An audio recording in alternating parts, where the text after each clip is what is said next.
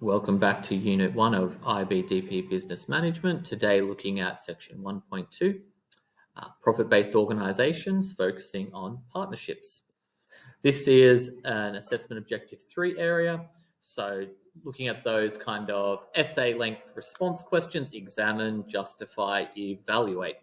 So this is really useful information when answering those case study questions, particularly the 10-mark questions. A partnership. So a partnership is a for-profit business that's established between two or more owners, which we call partners, governed by a partnership agreement.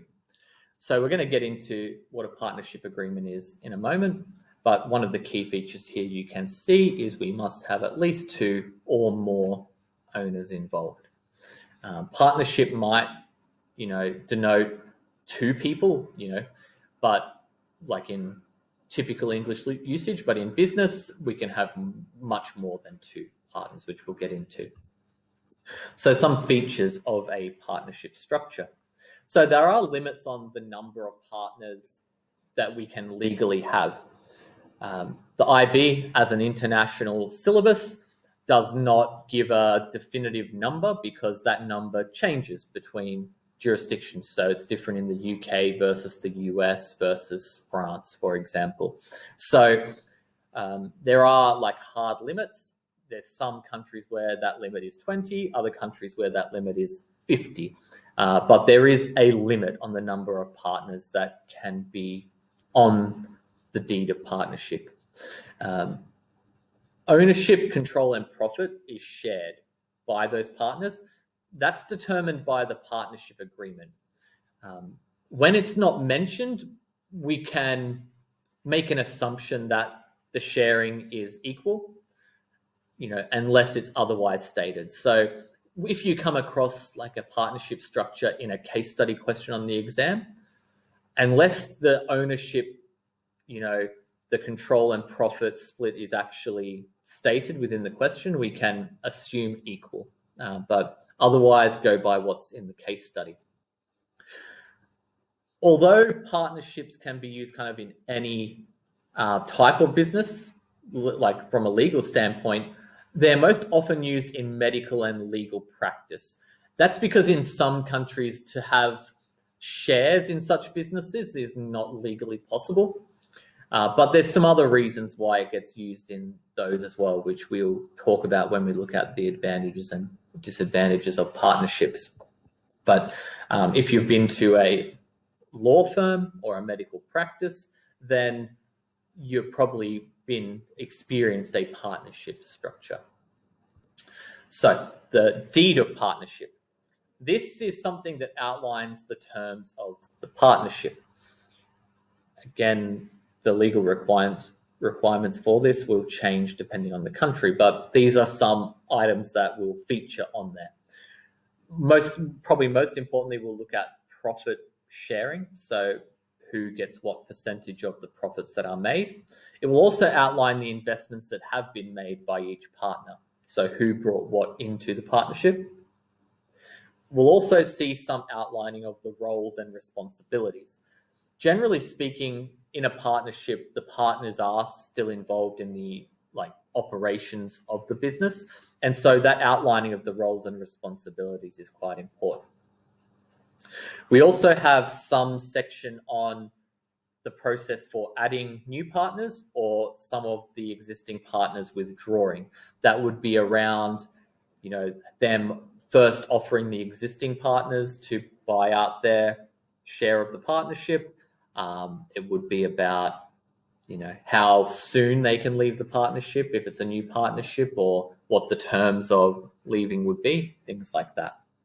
And there'll be some terms for ending of the partnership. This can be quite a contentious thing when we have partners in business where someone wants to sell the business or end the partnership. So having that in writing in advance helps when it does come up.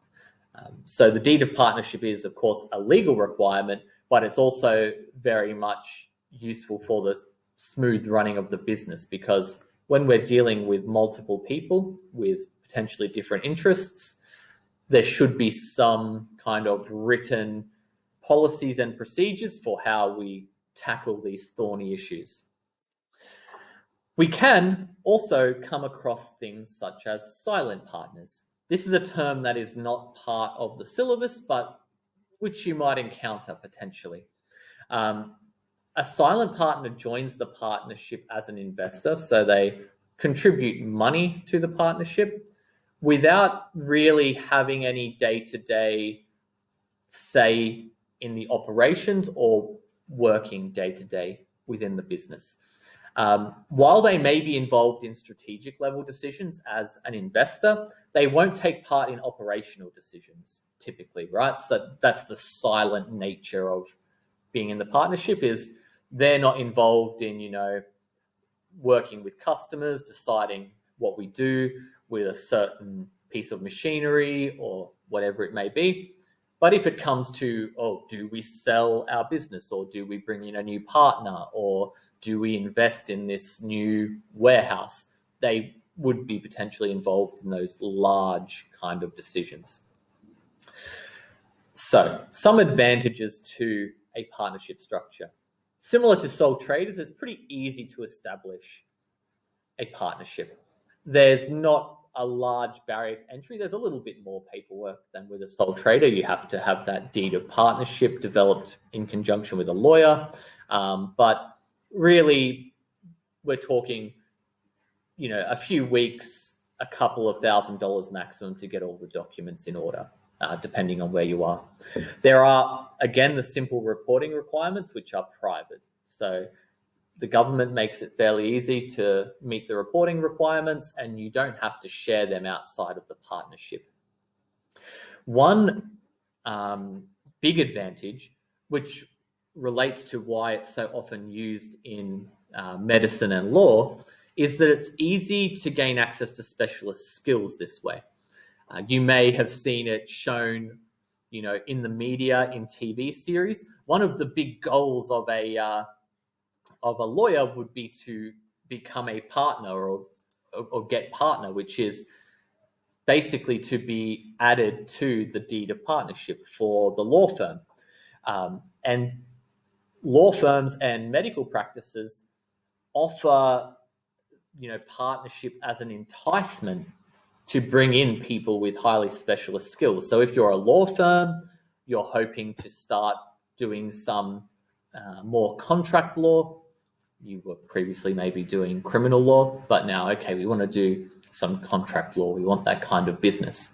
You can identify a really great contract lawyer and say, come over to us. We'll make you a partner. You get a share of the profits over here. So you can gain access to those specialist skills by offering partnership. It can also be used for existing employees as motivation and career progression. So once you progress far enough in the business, you provide enough value to the partnership, we'll make you a partner. You can gain a share of the profits. Partnership agreements also, beyond sole traders, have more access to finance. They are still seen as a bit riskier than a straight up, a limited liability company, but banks are a bit more willing to lend to partners because there's more people to share the risk between.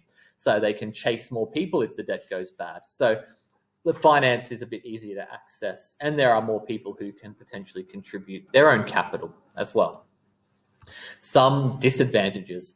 So this is a really big one. We still have unlimited liability in partnerships, which actually amplifies the risk in some respects. So in a sole trader situation, the owner makes a mistake, the owner is liable. We can all agree that there's some, we could say, fairness to that, some justice. In a partnership, the risk of a partner doing something wrong increases exponentially as you add partners.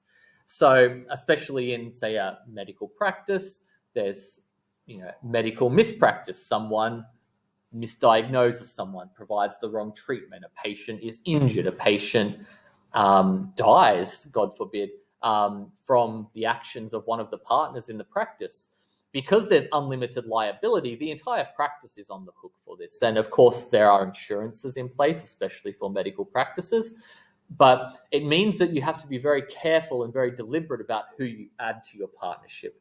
And be sure that these are people that are going to, represent the partnership in a good light always.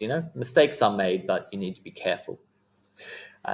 There's definitely a lengthier decision-making cycle here, though, and a strong potential for disagreement, simply because, again, as we add more partners, we need more people in agreement before we make big decisions.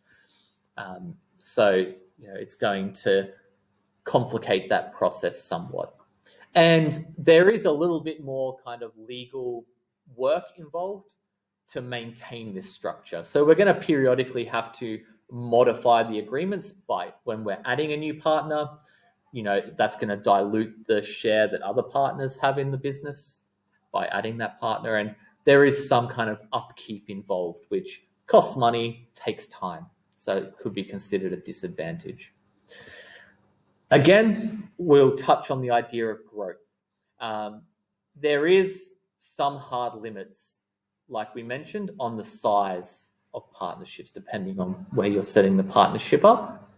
And so if there's an exam question mentioning partnerships, this could be something that limits the growth or could be considered when the business is looking to grow. In the next video, we're going to look again, still at profit-based organizations, but this time at privately and public held companies. This will be where we get into the realm of fully incorporated businesses, which rather than having unlimited liability, transition over to limited liability. But we'll get into that more next time. If you enjoyed the video, take a look at the rest of the playlist for Unit 1 and like and subscribe. Thank you.